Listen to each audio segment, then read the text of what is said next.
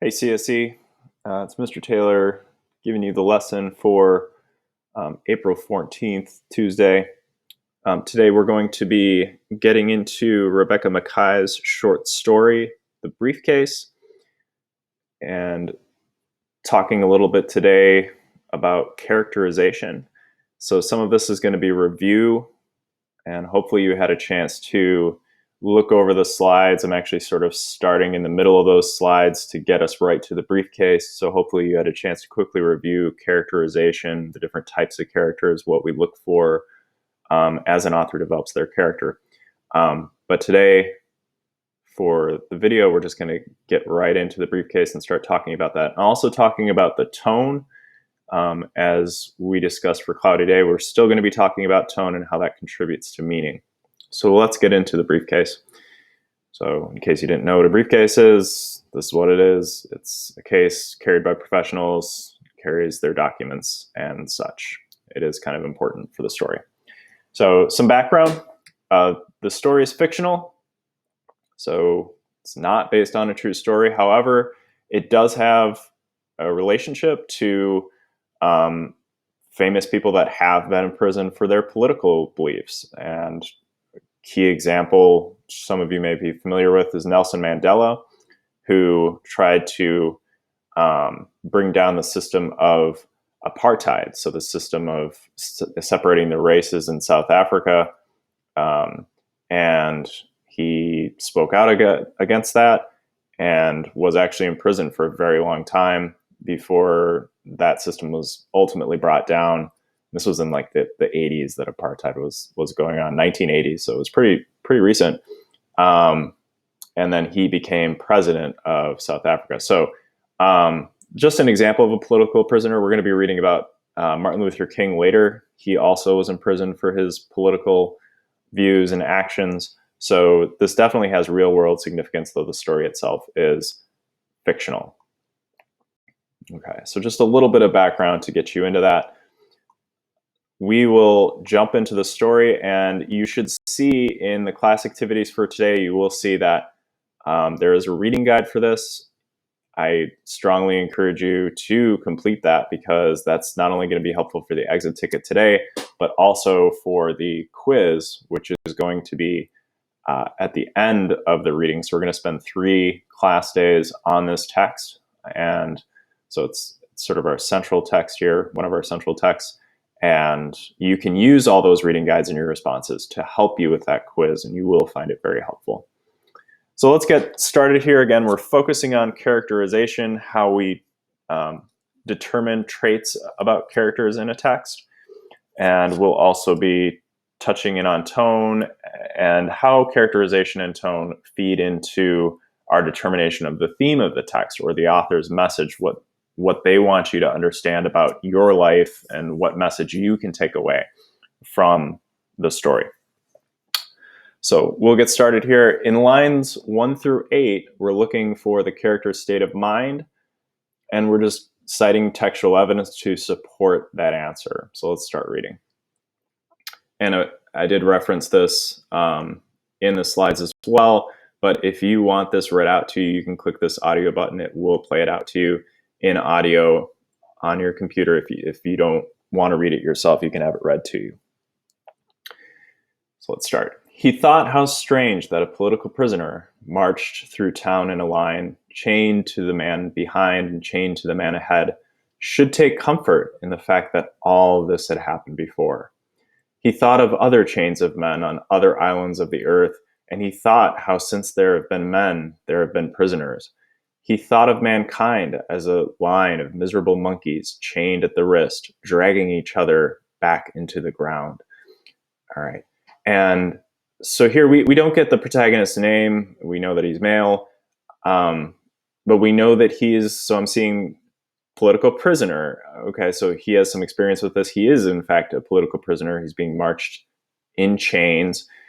And I'm noticing this word, he thought, right? That's sort of the operative verb here. He thought. And so he's thinking a lot about his situation, right? Over and over again, we hear that. And so his state of mind, right? is that he's reflective, right? He's reflective. He understands that this all happened before. And again, keeping up with what I also noticed he thought, right? He thinks of other chains of men on other islands of the earth.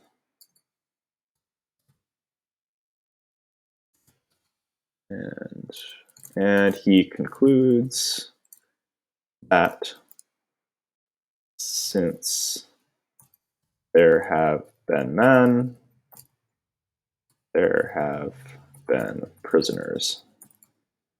Okay. And when you're citing this textual evidence, because I'm giving you the lines here, you do not need to put the in-text parentheticals. It's just enough to include it in quotes here, or paraphrases if you would like to do that.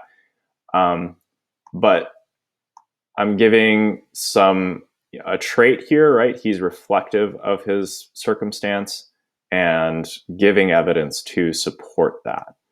So this is how you want to respond to these questions as we go. And then we're gonna read a little bit more, and the next point that we're gonna look for here are these 4 or 5 lines. Point out what we learn about the chef through his actions, both past and present. So we'll continue reading, and then we'll pause. I do have a tone note here, but we'll pause there to answer that question. In the early morning of December 1st, the sun was finally warming them all, enough that they could walk faster. With his left hand, he adjusted the loop of steel that cuffed his right hand to the line of doomed men. His hand was starved, his wrist was thin, his body was cold. The cuff slipped off. Okay. And I'm noticing here, okay, this is a critical moment. The cuff slipped off. So I'm seeing that he's chained, right? As we knew from the first paragraph, he's chained, and here, ooh, this is a critical moment. I'm noticing this slipped off. So he's now free. What was holding him in that line is now gone. So he's able to get away. So that's a critical plot point. I'm also noticing some of these words that, definitely indicate a certain tone, right? And as we saw in Cloudy Day, right, even words that just describe supposedly physical things, steel, right, and cuff. These are obviously pretty negative, harsh words. Line of doomed men, doomed definitely has a negative connotation. In our Unit 4 materials, I did post for you guys a resource here of tone words to help you kind of narrow down and make a more specific connotation. And I think, if you're looking here, I think some good starting tone words: somber, serious, perhaps resigned. These are all certainly not the only words. Grave, perhaps gloomy. Those would be fair as well to describe this, but that specifies this sort of going from negative, and I think fear, worry definitely fits into the more general category of what we're talking about. But those could definitely be some, I think somber is probably the best word to describe what's going on here. So his cuff slips off, and in one beat of the heart, he looked back at the man behind him and forward to the man limping ahead, and knew that neither saw his naked red wrist. Each saw only his own mother weeping in a kitchen, his own love in a bed in white sheets and sunlight. He walked in step with them to the end of the block. Before the war, this man had been a chef, and his one crime was feeding the people who sat at his table in small clouds of smoke and talked politics. I'm thinking, that's interesting. So what's interesting about the people is that they're talking politics, okay? And we know this is about a political prisoner, so maybe the fact that he served them had something to do with that. He served them the wine that fueled their underground newspaper, their aborted revolution. And that, okay, so not only were they talking politics, but they were talking about overthrowing, the current government. And after the night his restaurant disappeared in fire, he had run and hidden and gone without food. He who had roasted ducks until the meat jumped from the bone, he who had evaporated 3 bottles of wine into one pot of cream soup, he who had peeled the skin from small pumpkins with a twist of his hand. All right. So this gets us to the end of that section. So looking back, right, what did he once do? Well, he apparently served fine foods, right? So the chef once prepared rich foods, and what happened, right? Well, apparently his restaurant burned down, okay, and then he was sort of on the run. He'd run and hidden and gone without food. So gone without food, it's like, okay, well, he's hungry, right? All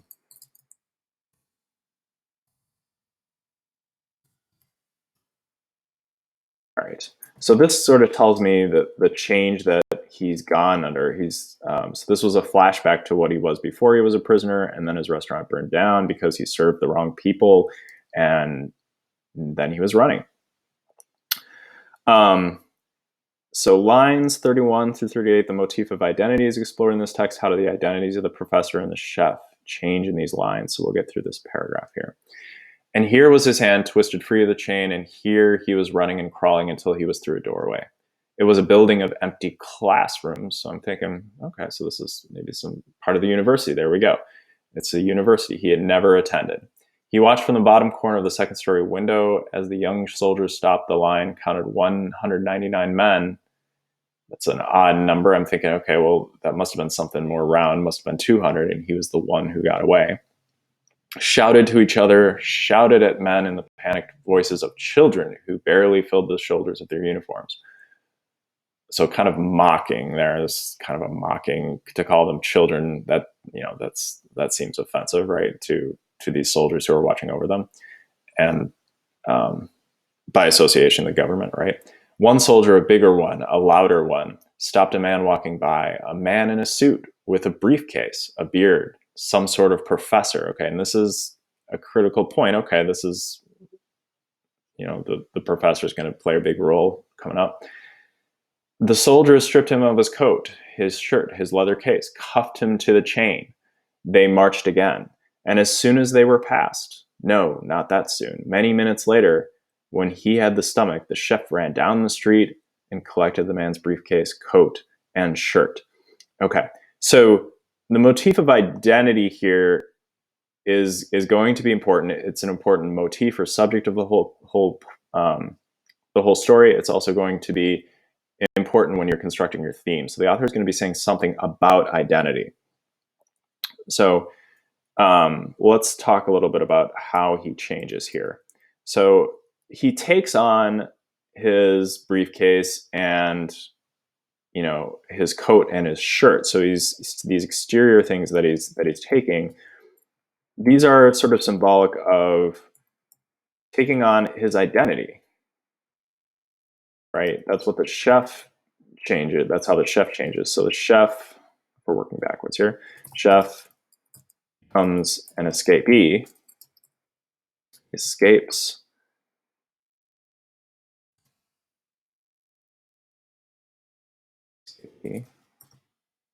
Okay, so the chef escapes, and the professor, right, the real professor, right,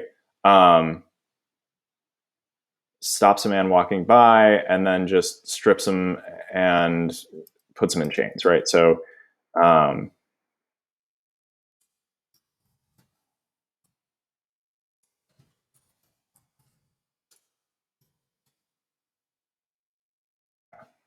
so this is a simple answer to the question, but this is how he changes. As you guys go on, so that's about half the questions. As you guys go on, you'll continue to explore this idea of changing identities. This is definitely going to play a role in both the character development of the chef as well as the theme of the entire piece. So please complete this reading guide as well as the exit ticket, for which you'll find this reading guide helpful. All right, thanks guys, and have a good rest of your day.